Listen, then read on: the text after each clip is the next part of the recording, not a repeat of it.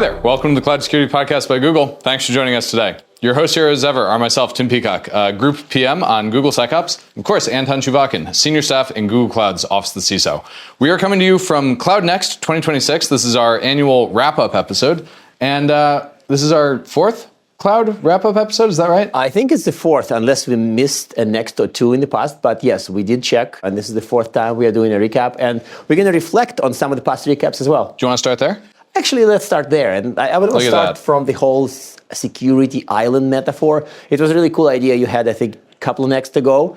And it was about how cloud security was born as a separate island, separate from the rest of security. So people produced cloud vulnerability scanning, cloud posture assessment, cloud application security. Nobody made a cloud firewall, thank God. But I feel like the separation from the rest, and there was a cloud security team as well. Yes. And we felt like it was unusual because many other domains of security weren't born as an island. Yes. But cloud security was. And we felt like then by next year it reconnected and became kind of a peninsula. And maybe now the separation is less dramatic. Really merging into the mainland. Correct. We really see like a Indian subcontinent, but without the Himalayas. So maybe I need a different subcontinent. Yeah, that's a deeper, merger. higher metaphor, probably, yes. But what we're seeing this year is AI not as an island. We're seeing AI as a global phenomenon where every landmass is shaken by the emergence of AI, the release of agents, the capabilities of AI. So what does that tell us about the difference between cloud and AI? It tells us a lot about the fact that Tim's metaphors are crisper than mine in most cases. And it just helps. I mean, your puns are better. So maybe this is my humble listeners, moment. This is a special day for me. Yeah, and your metaphors are crisper today. Wow, today. It's a good day. Got a good night's sleep. But the AI is affecting the rest of security pretty much at the same time. So it is like a little bit like an earthquake everywhere. I mean, at RSA, we saw people highlight the AI native firewalls, whatever that thing is. Okay, that made me laugh. But we have seen like AI native email security. We have absolutely seen it. And I think we found that very credible. And we've seen was really credible. AI native triage. We've seen AI native SOC. We've seen AI native malware analysis. MDRs. They were AI native MDRs that wouldn't exist without the current That's right. level and we've had them on the show too. And I think we found them credible. Correct. And so I think this is actually an interesting point, that it's not an island. And so maybe companies aren't hiring AI security teams, but AI security responsibility are diffused into other teams. There is say, AppSec for AI-powered applications, and there are many other things. This, to me, is a fun one, and it's kind of a closing the loop on our next 2023, I think. Yeah, well, 2023 was like we woke up to AI. 2024 was the island metaphor. 25 was the rise of AI, and I think 26 is the reality of AI. And so in 3 years, we've gone from, oh shit, there's AI, to, oh wow, there's AI everywhere. And it's real. I agree with 95% of that. But I feel like there is the whole ragged edge of adoption. Yes. That is another metaphor from you. Let's talk about that. Really Let's talk about the ragged edge of adoption. What does that mean? So even here, even within the 2 days of Next, I've met people whose companies are just discovering AI, and there's maybe a mandate from a CEO to use AI everywhere, but there's absolutely no governance. And I've pointed out that some use cases for AI, even in the US, would be like completely illegal, and you are like absolutely not supposed to do that. And people said, yeah, we know, but we're trying to convince everybody who's excited and who's heard the CEO say, use AI. And that was a smaller company. So, and again, I'm obscuring enough details, so it's not any kind of. But we also heard this week from gigantic 150-year-old companies that they're using AI at scale in production. Correct. And one bit that happened during one of the previous recordings we've done is that Tim was surprised that not having a champion for AI adoption in security may hinder adoption. And completely surprisingly, I felt like it's obvious. Of course that's obvious. Since earlier today, because during my other session with Ali, that was her first point about AI readiness. That blew my mind. I wanted to talk about the data and the quality and the modernity of the SIEM APIs. And she basically said, well, if the SOC, because AI adoption for a SOC, does not have a person who is senior enough, understands AI, and wants to use it, your project will fail. And I was like, whoa. What I heard that blew my mind, even more than you need a champion, is that there are SOCs that are resistant to AI, where there are people who don't want AI in their SOC, and they're actively fighting to keep doing manual triage. Yes, that was mind-blowing. I think they have some kind of SOC-home syndrome. You're going to win the pun battle today. I am very proud of that one. That's a good one. Yes, and that's true. So aside from these people with SOC-home syndrome, I've heard basically every security leader I've talked to, from planetary scale food companies to government agencies to fintechs, they want agents. Everybody wants it. Good. And it feels like there's kind of two things we're seeing in the SOC with agents. Like why they want them. Why they want them. There's kind of two categories of adoption. The first is to do things that we can do with humans better, faster, at greater scale. And the second is to bring completely net new capability into a SOC. Yeah. And by the way, net new does not mean, well, it's net new for them. Yes, because sometimes it's net new for everybody. Like Google may do things with AI that nobody has ever done, and we're doing them, and it's kind of amazing. But for some other companies, the take is really bizarre because they knew they needed to do it. They agreed it's a must, but they still didn't do it. Right. So and one with AI, example, it became possible. One example of category 2, this is the net new, is malware analysis. And so in Google SecOps, you can upload a binary privately to us. Our agent, Gemini, will decompile the binary, tell you not just this is good, this is bad, but it can offer you some really interesting insights. One user described previously $30,000 per malware analysis that they contracted out. No, that's a human with a human contractor for a week. Taking apart malware. Exactly. And that reminds me of a funny story from my childhood, taking apart a camera and not understanding the difference between a battery. Anyway, it doesn't matter. $30,000 and a week of time to find out, no, this is run-of-the-mill malware. Now you can get that verdict in seconds from Gemini, and Gemini can give you insights like, these are its C2 channels, these are the IOCs to add to your blacklists. There's a lot of capability all of a sudden that's brought to everybody through agentic capability. And it costs essentially, I shouldn't make jokes and say it costs essentially nothing, but it costs essentially nothing compared to paying a human with a screwdriver. So, and you don't have to wait a week. You wait 30 seconds. Right. Yes. That's a good point. Yes. So incredible type 1 and more type 2. announcements, by the way? Sorry to be the talking marketing guy, but marketing people pay for what do they pay for exactly? They pay for all kinds of stuff around here, like, well, not our salaries, but our editing budget. So also GA of the Triage and Investigation Agent, which is a category 1 capability to do things that humans do, but way faster. GA of Gemini Enterprise, including agent identity, the training stuff, all of that. Model Armor to GA. We've got some really exciting stuff coming soon, like the Threat Hunt Agent, which my good friend Nolan and John Murray demoed not too long ago. And if you watch the recording, it's got CISO Tim. I step into the CISO role for about 30 seconds. So there's a ton of great announcements. Are there any others that caught your eye? I kind of felt mostly the SecOps and like broadening from agents in a SOC to agentic SOC to then agentic defense. Yes. I think there was a lot of fun stuff from Wiz, as I recall. Yes. What did we see there? We saw colorful agents, right? Colorful agents, yes, correct. And I think that this would stick to the theme of red, blue, and somehow green. Yes. But I feel like this is one of those odd moments when it's very clear why Google and Wiz belong together. And I'm not being paid by this to say this by marketing, but of course I was initially skeptical.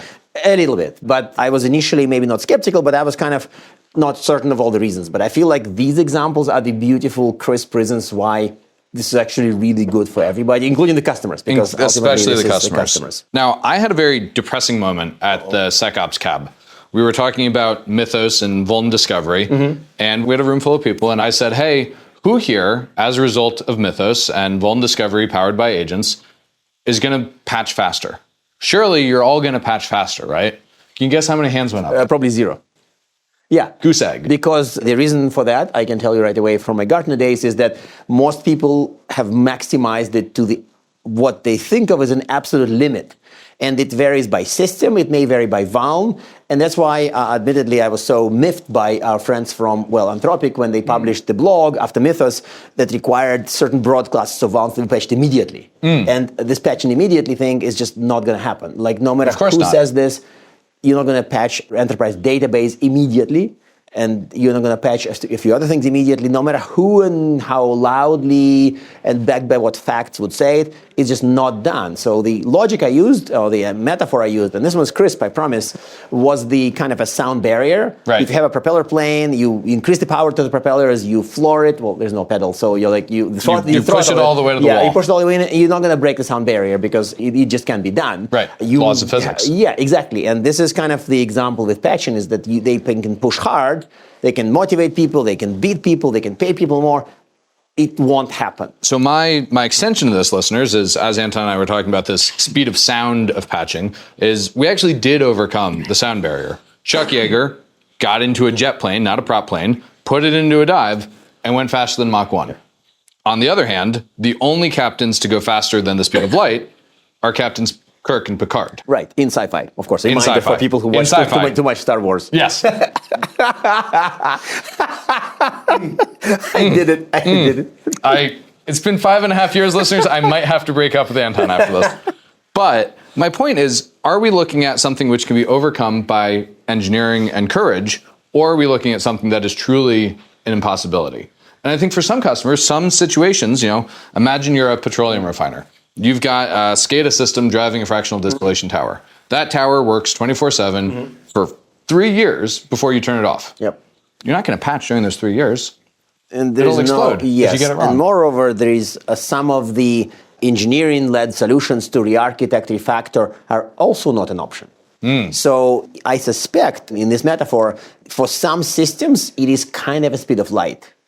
But other systems, it is probably speed of sound, because if you have an enterprise database, and again, I'll stick to that example, which takes traditionally about a quarter of patch of testing, refinement, user testing, whatever else. So it's probably on the slowest side. Historically, it was very fragile, a lot of code written in probably in the 80s. And you can not speed it up, but you can toss the database out of the window and write a new one, buy a new one, procure a new one, or store data somewhere else. The point is that the re-architecting, re-engineering answer is there, and the new system would be either written securely, would not have the vulns in question, or can be rapidly patchable, can be architected in a modern way that would allow auto-patching, despite the fact that it's a database. So the choices are there. There are new choices. But I fear that for refinement tower, there are none. Right. And so I think the interesting thing is, we've had decades of legacy tech where something was built by a vendor, that vendor is no longer contracted, no longer exists. So you're stuck with this unpatchable system, but it might be something basic that's just doing data processing or data entry. We're now in a world where almost any organization could use a tool like anti-gravity to vibe code it and replace it with a modern stack. I'd be putting some asterisks and caveats to this about almost any and for almost every system. Anybody can do it. I think that you're right. But to use an example that I think we didn't use for the RSA podcast, if you bring me a GRC vendor that does compliance reporting, I think that your answer is yes, you can vibe code that. Yes. But if I bring you an EDR that works on Windows 2003, that would be tough to all vibe the code. Subsequent versions, and has really tight, really well-written kernel code, which is really small and well-tested. And that only causes a global outage once every 10 years. It only causes a global outage once every several years. You probably are not going to vibe code it. I'm sorry. Probably not. I met people on Twitter who disagree with me and who think that yes, they can do it. And really? they can tight loop the testing, do all this, harness properly, and basically make sure that happens. But admittedly, some of the Windows 2003 bugs may trigger only once in several years. So there are agentic fleets of agents doing this would still miss it. So we're not going to rewrite a well-known EDR vendor by vibe coding. No. But one thing that connected to Mythos that came up is an interesting one. In a completely unrelated circumstances, a couple of people who are not directly motivated for studying SecOps and SIM in general basically said, well, the vulnerability apocalypse, as we sometimes colloquially call this whole Mythos acceleration. Vulnpocalypse, thank you, that works too.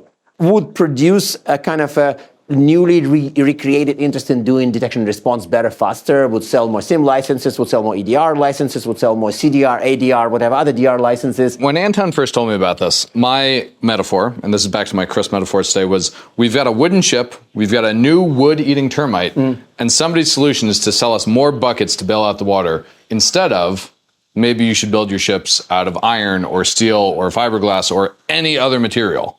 No, but that it's a microscope to find termites.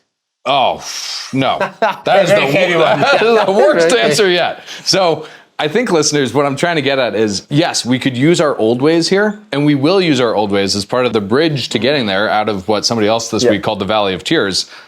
But we also need to look at that re-architecture. And unless we're doing that, I think as a security industry, we're not serving our business partners. Yes. So the result of this, and us thinking about it, led me to think that yes, there would be a boost in taking DNR more seriously, people deploying better visibility, doing more broad monitoring of whatever happens once your perimeter is breached by somebody with a 0-day. But you won't just DNR your way to success with failing prevention. You'll have to rebuild systems, re-architect, replace, toss things out of the window, and put secure alternatives in. Yes. And then you still double down on detection and response. Where you need it, like on your answer. distillation towers and That's your correct. other things that Yeah. are very hard to patch or expensive or impossible. Yep. So speaking of expensive, we had a really interesting conversation with a CISO who thought of himself as also a CFO. And I had a whole panel talking about agentic metrics and how we're driving and moving the goalposts there. Yep. What do we want to say about that? Because I think that's a very interesting space. So this was very fun. And I feel like the conversation with the CISO who works for a kind of like a wholesale company, but used to wholesale work for a grocer bank. with famously thin margins. Right. And who used to work for a bank. And initial Famously take was, thick margins. Yes. Where the initial impression was banks, money, they understand return, they understand value. But the reality is, the lesson I learned from that conversation was that if you are really, really, really tight with budgets, you have like magic superpower to see value. He would not be sold crazy post-quantum AI mind reading AIDR by a 3-day-old startup. Right. He would not. He has a nose for it now. He really has a nose for it because that nose would get slapped pretty hard if he makes a mistake. Sorry, exactly. Now this is my metaphor. This is my metaphor win. We're learning about Anton's dog training techniques, I suppose. There's that too. But it is interesting how when you have effectively unlimited budget, you can end up with a lot of shelfware. You can end up with a failure to show ROI. But when you have a very thin margin, you as a leader have to think about what's the return here? What are my metrics? How do I prove to my leadership I didn't screw up with that purchase? Yes, actual business risks, not like a hand-wavy consulting paper about like security is a business risk, but it's a very like a juicy real life embodiment of, for him, security is very much a business risk. You know what else he talked about in there? And he didn't use this word, but it was clearly, he articulated a strong understanding of what his minimum viable business was. Yes. When we were talking about resilience, He really gets this one. exactly which processes he needed to first make sure worked, then second, then third make sure worked. And I think that reflects a degree of like operational maturity, mission focus, because delivering groceries, people will not eat if you don't roll the trucks. The ice cream will melt, the tomatoes will rot. Very interesting. And he has another really good resilience lesson, which we can demonstrate right now. He demonstrated a digital device and said, okay, what if AI fails? And he immediately brought up a paper notepad and said, here's my backup. And it was very like, it's almost instantaneous. And he does think about like resilience, rollbacks, minimal viable business. That part was super impressive. Yeah. I am sure banks do it as well. I'm perfectly convinced of that. I'm sure, especially the ones that Phil worked for. That's correct, where Phil worked. But watch for this episode. It's coming out this week, next week. It'll be a midweek special because it's audio only. So if you've been joining us on video, we'll have it on YouTube. But if you've been joining us on audio for all these years, check out our YouTube. But this one will be another audio episode later this week. Do we have anything else? This is very fun, and I feel like we want to revisit the ragged edge of adoption. Ragged edge, okay. The reason why I want to revisit this as kind of a conclusion to this episode is that if you see certain reality around you, and you think if you're on Twitter, you think everybody's using AI and they expect AGI by the end of the week. But if you are talking to very mundane old European businesses, you may think cloud is this new thing that will eventually come to them. So it is the ragged edge is very real and very dramatic, and the raggedness is kind of deep. Yes. It may be something that you think was old in 2007, something that was seen as old in 2006. For somebody, it's new in 2026. Yes. Which is kind of slightly scary, but it's also a reminder of how complex our world is. So the future is here. It's just not evenly distributed yet. But this podcast is distributed wherever you get your podcasts, as well as at our website. And I guess, Anton, do you have a closing tip? Do you have recommended reading? A closing tip is, if somebody convinced you that everybody is doing X and you're not doing X yet, so you're a laggard, they're probably wrong.